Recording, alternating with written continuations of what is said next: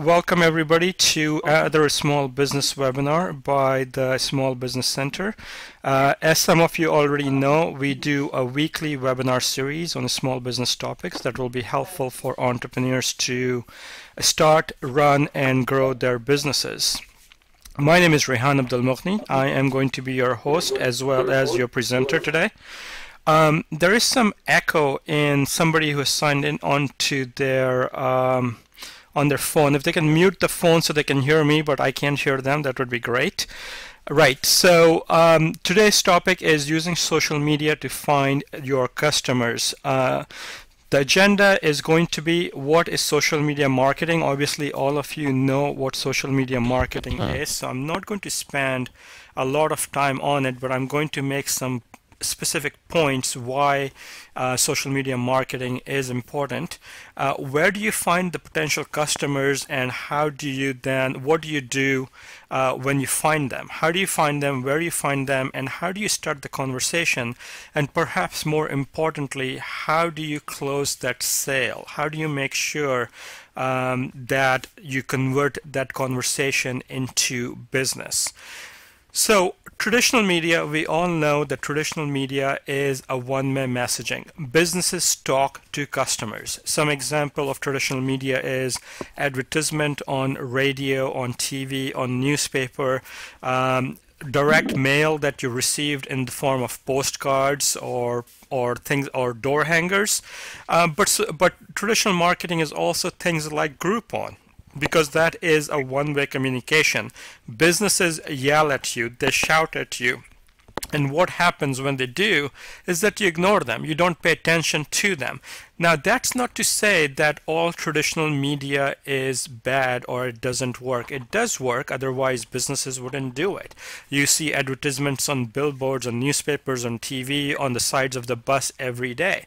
Obviously it works, but it doesn't work as well because most of the time the consumer, your customers, they ignore the message. Social media, on the other hand, is a bit different. It is an online activity where you talk with other people, with your customers, not to them, not at them, but with them. You get to understand them, you get to know them, they get to know you, they start to like you, and they build this relationship, then builds trust, and the buying decision is then based on that trust and that likability. You know, there's an old saying that people buy from people they like and know, not necessarily from people who may have the best product, and there's a reason for that. Almost everybody in the world have similar products, right? You are not competing in an environment where other competitors don't have a product. So why would somebody buy from you versus your competitor, right? Is it because your quality is better than them? Well, the fact is that the quality is almost good from somewhere else as well. Then what are you left with? Are you compete on price with them? Are you going to lower your price until you are not making any profit? That's not a good thing either for you as a business, right? But if you get a person to like you and trust you, and I mean that genuinely, not in try and fool them by liking you or trusting you, but genuinely like you and trust you because you provide that service, then that buying decision becomes much easier for them to buy from you. Essentially, social media marketing, therefore, is a conversation marketing. It's a marketing where you sit down with your customer and try and understand their needs and their requirements, and then give them the best solution you can possibly provide to them. But social media is nothing new. It's not a new way of marketing. Social media has been going on for a very, very long time. Business is done on golf courses. Business is done on over lunch and over dinner and over drinks, right? That has been going on for a long time. And that's social marketing, and the media there is not the internet. The media there is a restaurant. The media there is a bar. The media there is a golf course. It's still social marketing. It's just a different medium. On the internet, though, some of the social networking sites you may be familiar with: Facebook, Twitter, YouTube, LinkedIn, things like that. There are some, however, that you either are not familiar with or you don't consider them to be social media. So for example, groups, Google groups, Yahoo groups, websites where you can ask questions and get answers, such as Yahoo Answers or Quora, forums, blogs if commenting is available. So why are these social networking sites? Because remember, the definition of a social networking website is where you can have a conversation with your customer. Therefore, any place where your customers can ask a question and you can answer the question, or you can ask the question and they can answer the question, there is a communication. There is a two-way communication rather than you simply communicating to them, shouting at them, yelling at them, and them ignoring you. Any area, any website where you can have that communication is therefore a social networking site from a marketing perspective, and therefore you should not ignore them but make them as part of your plan to include them in your other social marketing. Before you get started, before you even get to ask a question of where you find them, you have to ask the question who your customers are, what do they buy, what do they need. To give you an example of a florist, and that's the example I'm going to use throughout the webinar today, florist could have multiple customers. They can have a customer who buys flowers from a florist on the way home to put the flowers for their home, right? That's one kind of a customer. The other kind of a customer is a person who buys flowers for events, for weddings, for corporate events type things, right? So the flowers that are very much going to be in a different category. The needs of these two customers are very different. The places that they're going to hang out are going to be very different. They may be similar, but they're also going to be different. The person who's looking to buy flowers for her home is more than likely going to be on Facebook. The person who's looking to buy flowers for corporate events, for wedding planning, they are probably on LinkedIn because that's more of a business thing. So you need to understand who your customers are. That would lead you to two things. First of all, where they might be, as I just mentioned, but also what kind of questions they may be asking, what kind of searches they may be doing, what kind of needs and requirements they're going to have. They're going to have different issues that they have to deal with. So the first place that I will recommend that you start looking is what are your customers talking about. And Google Alerts is a great way to get started on that. For those of you who don't use Google Alerts, I highly recommend that you do start using it. It is an extremely powerful tool. Essentially what it is, and if you go to google.com/alerts, you can set up your account there, and it's free service like most of the services from Google. They are free. So there are some that they charge for, but mostly they're free. Anyways, so what you do is you go on Google Alert and you type in the phrase that you are searching for. So for example, flowers, somebody's searching for a florist. Let's say you type in a search, recommend me a florist. So every time that phrase is that Google finds, it will email you the URL of where that phrase is appeared. So it may have appeared somewhere on the website. So for example, it may have appeared on Facebook or on Twitter or on LinkedIn. It may have appeared on a blog. It may have appeared on a news story. It may have appeared on a variety of different places. So as soon as you get that information, you can now go to that website, to that blog, to that Twitter account, to that LinkedIn account, and try and engage with the person who have asked that question or posted that comment, right? You can do that for a variety of different things. So you can set up a Google Alert for your business, for your brand, for your company, for your industry, for the city that you're in. So for example, if you're a restaurant, you probably want to set up what people are doing in your city. You may want to set it up for your competitor's brand as well. So for example, if you're a florist selling to an individual, you can say something like, you can search for items like recommend flowers to be planted in summer, or recommend flowers to be planted in winter.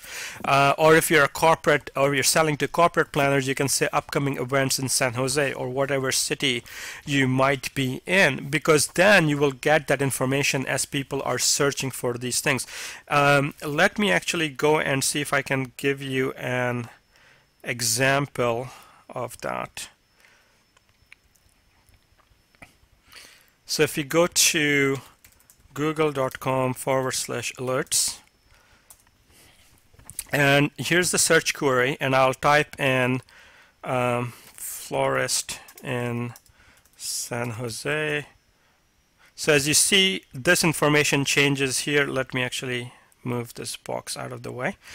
So San Jose florist, flowers San Jose, I'm seeing if there is, so this right now I'm not seeing anything, so let me refine the search for a second.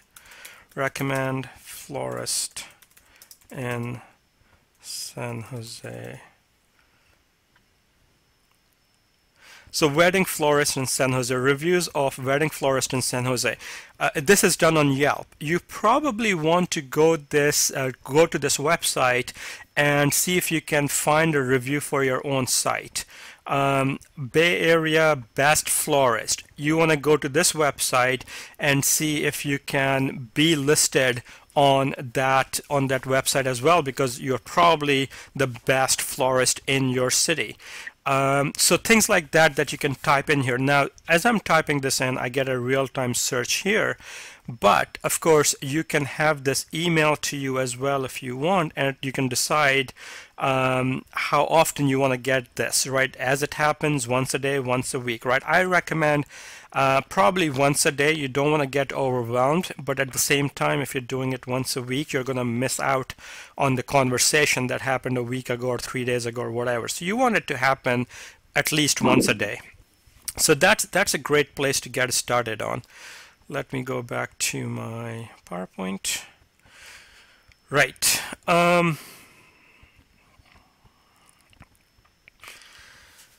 So start off with Google Alert and see that information that you can get from that. The other place is a Twitter search. So again, twitter.com/search and type in that information that you need. So for example, I did a Twitter search on recommend florist, and I did this morning, and I will show you that as well in a second. So for example, I keep asking if you've gone to Cambria Nursery and Florist lately. Have you? If not, I doubly recommend it now. So there's somebody who is into gardening and they're recommending. Now I don't know if they're recommending themselves or they're genuinely recommending somebody else. But here's the question. Can anybody recommend a great florist in the Dublin area? We need both for a wedding end of September, right? So here's somebody who's looking for a recommendation from her Twitter followers. If you are a florist and you have set up your searches where you may not be following this person, you may not be following a Stephanie, but you now have gotten that search result and you can now go back and try and engage with her. This one from Lynn, wondering if you can recommend a great florist in DC. My brother and sister-in-law had their first daughter today, right? Again, if you had that set up as a search field in Twitter, and I haven't told you how to do that in Twitter, but I will do in just a second. So you can now get engaged with her as well. So let me go and show you how Twitter searches work as well. Let me. So if you go to twitter.com/search, so you get this box now and recommend florist, and I'm not going to put a city, but you probably want to put a city as well, so whichever city you might be in. And when I click on, so I'm getting, as I said, I did it this morning when I did the screenshot, so I'm getting the same results now from the people. But now you can see, right? Can somebody recommend a good florist in Baton Rouge? Can somebody recommend a decent florist in Karachi? Will deliver for Mother Day's flower tomorrow. So you can see how you can go and engage with them. The question now is, how do you engage with these people? There are a couple of things that you can do. There's an @ sign here, which is if you do a search with @ whatever, you can get that as well. But what that will bring out is mostly going to be the username. So you can use that, for example, certainly for your own Twitter accounts to see if other people are talking about you. You can use it for your competitors' Twitter accounts. So if you have a competitor who is on Twitter, you can do a search with the Twitter account name, just put an @ in front of them and see what comes up, see what your competitors are doing and how they are searching for. But there is this hashtag. So if you're a florist and you do a hashtag florist, it will bring up, let me just click on that, it will bring up every time that hashtag has been mentioned. So hashtag florist, hashtag florist, hashtag florist, right? This may or may not be relevant to you because it's a very generic search term, but those are some of the things that you should be playing around with, experimenting around with, and see what comes up and what doesn't come up. So that was your Twitter. That's how you find what people are looking for on Twitter. This is Facebook. So if you go on facebook.com/search, you can do the same thing there. So let me go and do that. facebook.com/search. Now the only difference here, oops, let me log in really quickly. I thought I was logged in already, but apparently not. Right, so what I'm going to do is recommend florist. Oops. Recommend. Now here's what you need to do. Once you have done the search, you will notice that the search can be filtered and automatically it's all results. I don't want all results. What I want are public posts. These are the posts that people have made publicly about a certain thing. So what I get back is other local florist, I highly recommend you. Wood florist, would I okay, so this is a good one. So this person is asking, what florist would I recommend in Longview? I think what he mentioned is, would you recommend in Longview? And a couple of things came back. One was, of course, somebody said they're recommending Casa Flora, but then somebody who works there comes back and said, and Petrail, I work there and you will be quite pleased with us, right? So if you have done searches for yourself, if you have put Google alerts, if you have put Twitter searches, if you have put Facebook searches where you are getting that information, you will be able to respond to them quickly. So this person asked the question on Tuesday at 6:21 a.m. He got a response back from somebody the same day, a couple of hours later, and somebody who works there responded back to them the same day, a couple of hours later. So now you can see what happens. Now if this person had responded back, I don't know, 3 days later or 4 days later, it wouldn't have helped because this person probably have found a florist by then, right? So it's not only the question that you find somebody who's looking for you, but that you find and respond to them quickly enough when it's still fresh and when the need is still there for them to be able to engage with you. The other place is a LinkedIn Answer. So those of you who are in business to business sale, LinkedIn Answer is a good place to start doing it, and Yahoo Answer is another place, but LinkedIn is better because it's very business oriented.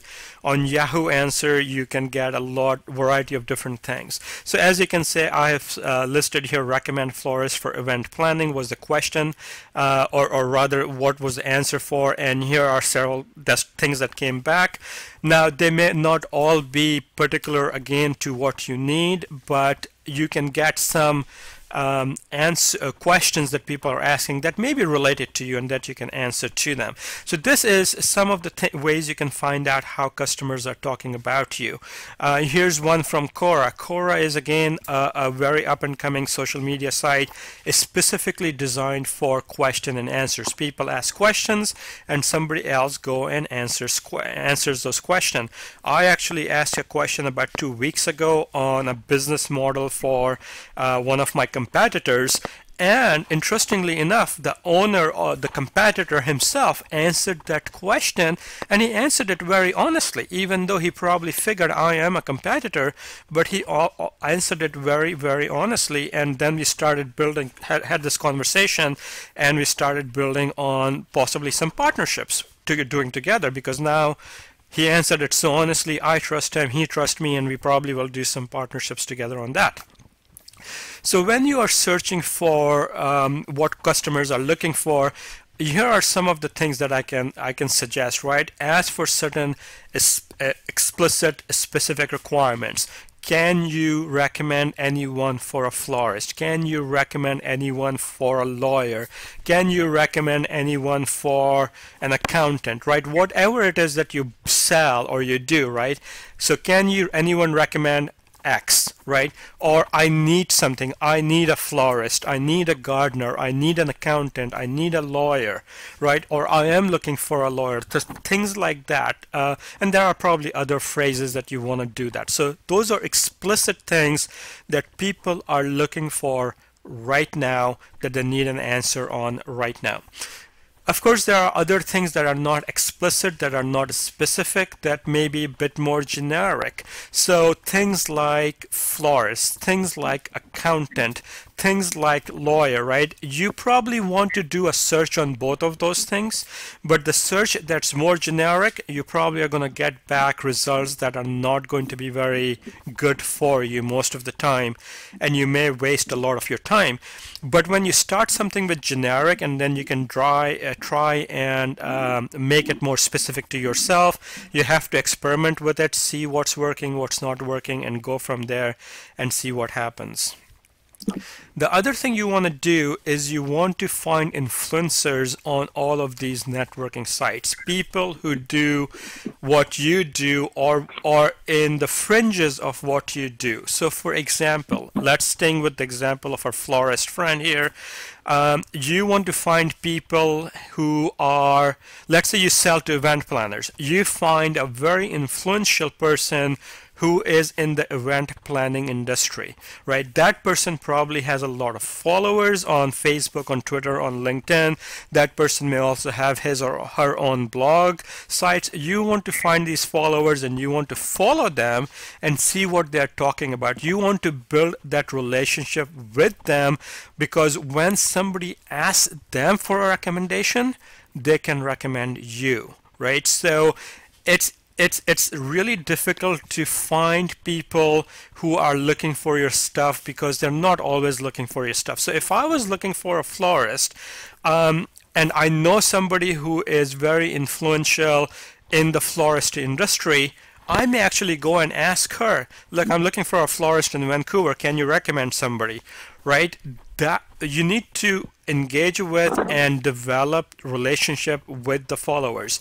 And I'll come back to the influencers, or rather the influencers, and I'll come back to that in a minute at the end of the webinar here. So once you find them, how do you start that conversation with them, right? So we have seen a lot of places where people have said, can anybody recommend a florist in DC area? Can anybody recommend a florist in San Jose, right? So you found this person who's looking for a florist. How do you engage with them? What most of the people do is that they go in and they recommend themselves. And I use the word recommend very generically here, because it's not really a recommendation if you're recommending yourself, is it? So what that comes across as is a spam, right? So somebody says, can you recommend a florist? And I go and say, yep, I recommend myself. I'm a great florist. If you come and buy from me, I'll give you a great service, right? That's a spam, right? The person who asks for a recommendation asked from people who have used my services, not from me. I'm obviously going to say I'm a great florist if I was a florist, but so that's a spam, right? Try and avoid that for two reasons. First of all, because it's a spam. Secondly, because that's what most of your competitors will be doing. They will all be going and saying, yep, I'm a florist, buy from me. If you don't do that, then you will set yourself apart, and I will come back to that in just a second in my next slide. But the second way that you can do that is that you can also recommend, genuinely recommend somebody else, even if that person is your competitor. So for example, I'm in Vancouver and somebody asked me a question. Somebody asked a question, can you recommend a florist in San Jose? Well, I'm not in San Jose. There's probably about, I don't know, about 1,000-mile difference between Vancouver and San Jose. Obviously, somebody's not going to buy from me who's in San Jose. So let's say I know a florist in San Jose, and I said, yeah, I know this florist in San Jose, and I recommend he provides good flowers and good services, right? So now I have built a rapport not only with the person who has asked me a question, but also with the person who I'm recommending. So next time somebody in San Jose asks for a recommendation in Vancouver, this other person in San Jose will say, yeah, I recommend this florist up in Vancouver. They're pretty good, right? So you're building a karma, you're building relationships, you're building good business dealings with other people. But here's the right way to do this. And the right way to do this is, if somebody asked you to recommend a florist, what you want to do is, you know, I don't know any florist in your area, or maybe I'm a florist in the area, but instead of that, what you want to say is, here are 5 things you should look for when you are looking for a florist for your wedding, right? Or for whatever event you're planning. Or if you're buying a bouquet of roses, here are the things you want to look for. Make sure that they're long stamped. Make sure that they're properly put in water. Or here are 10 ways you can keep your flowers longer. You want to give them specific, valuable information. And then in your signature line, you want to put your name, your URL, and your phone number if you want to put your phone number, but your contact details, so that if they want to now, they know that you're a florist, but instead of saying, yep, I'm a florist, buy from me, you are actually providing them a little bit more than just that thing, and you're providing them a bit more than valuable information. Some of the examples we looked at earlier, if you remember, the lady who was looking for a florist because her sister and brother-in-law had a first daughter, right? So is there a question that you can answer in a way, oh, by the way, congratulations on becoming an aunt. Here are things you may not know about a newborn, right? Something that she hasn't asked for, but would be valuable to her because really buying flowers is not the value. She has just become an aunt and she wants to do something nice for her niece and for her brother and sister-in-law, right? So give them that information that will be valuable, but then in your signature line, make sure that you put your contact information. But that's good and well. You have now built a rapport. You have built a relationship with this person. How do you sell? How do you close the sale? And that's the important bit that you need to do. Simply building a relationship is not enough. At the end of the day, we are all in business. We are in business to make money. We are in business to make a profit, right? So once you have done and built that relationship and you have demonstrated that you can deliver whatever they are looking for, you want to entice them to take that next step to deal with you. Some of the suggestions I've put here are coupons or rewards, but what about other things? Again, going back to that lady who just became an aunt, you can say, oh, and if you call me in the next hour, after you have provided the valuable information, you can say, if you call me in the next hour, I can actually deliver the flowers to you. You don't even have to come to me. Or you can say, if you call me within the next hour, not only will I send flowers, but I will throw in a toy or a bear or something for the newborn as well, right? So something extra that will get them to do business with you, right? Yes, you have to build a relationship. Yes, you have to get them to trust you. Yes, all of those is important, but once you have done that, let's close the sale, right? Get them to do business with you. Once you have also answered those questions, here's where it's getting a bit more interesting, to say the least. Let's say you have answered this question, right? 10 ways to keep your flowers healthier longer, or whatever it is. You can convert that into a blog post on your own website, right? Which will not only help the search engine optimization, so now other people looking for similar questions, because people do ask questions on Google, and they do type in a question, your answer, your website will now come up first. And remember how I said to engage with the influencers? If they have a blog, you can now engage with them. You can now ask them, hey, look, do you mind if I guest post on your blog? I have these blogs that I've written. I have about 100 of them. As I answer these questions, do you mind if I submit some of them to you? Also, as they post on their own blog, you want to go in and you want to make sure that you're commenting on their blog. So somebody, an influencer, writes a blog about the best flowers to plant in summer. You can go and comment on that blog, said, you're absolutely right, these are the 10 flowers that you should be planting in summer, but I have 2 other flowers that you have missed that might be a great addition to your list. Something like that. When you're commenting, however, don't sell. What you want to do is that you again provide the link and information, your contact information, in the signature, but in the comment itself, don't sell. Again, provide valuable information. To conclude with, when you are doing the social media marketing, the one thing that I will highly recommend is persistence. It will take a while. To begin with, it will take a while because for you to understand what it is you're searching for, right? You will start with, if you start, let's say, with Google Alerts, you will start with something very generic. And as you get the results back and you start to figure out, you know, these results are not exactly the results I'm looking for, you have to then tweak your search terms. You have to say, okay, let me try a different terms that works or that doesn't work. And then it will take you a while before you find a handful of search terms that you are satisfied with, that is giving back the answers, the results that you're looking for. So that's the first thing that will happen, right? So that will take some time. The second thing is, once you have found them and you've started to engage with these questions and with these people who are asking these questions, it will take some time for you to find your voice. You may not know how to answer some of the questions. If you haven't done it before, you might be a bit hesitant, you might be a bit shy, you might be a bit, oh, is that the right way to do that? And it will take you a while to get comfortable with doing it, right? Don't worry about it. If you mess up the first few times, you know, we all do it. I have messed up things. I still mess up things.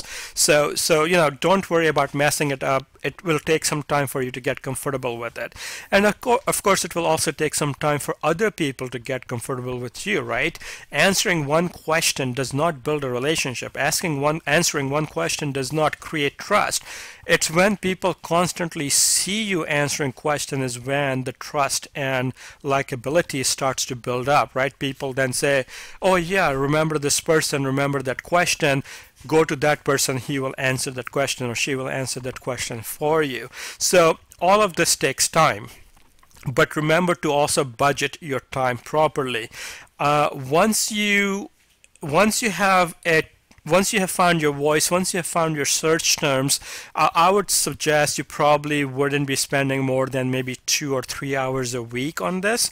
In the beginning, you may be spending a little bit more time because you're learning and there is a learning curve, so you're learning how to do things. So you may be spending maybe 5 hours a week. But once you have things going and you have the system and you know what you're doing, it probably will take you a couple of hours a week, right? So so you should be able to, and by a couple of hours a week, that you take that in on a daily basis, maybe 10-15 minutes a day, maybe half an hour a day at most, but 15-20 minutes a day is what I think is a good time budgeting once you have figured out your voice and your search terms and you figure out what you're doing. So essentially, that's our webinar today. I know it's a bit short. As I said, it's going to be only about 40 minutes or so, and it's actually a bit less than 40 minutes.